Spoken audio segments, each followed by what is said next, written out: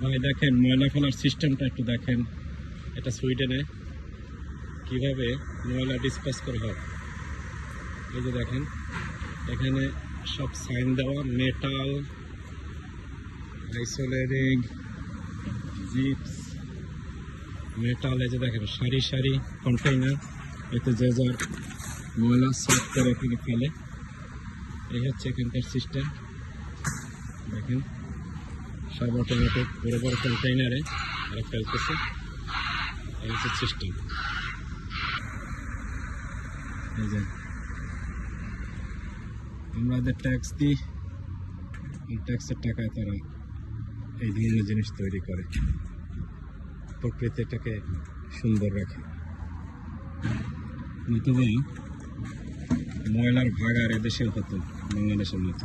বাংলাদেশেও এই ধরনের ময়লা ডিসপোজাল সিস্টেম গড়ে তোলা উচিত। আপনারা কি বলেন? ধন্যবাদ সকলকে।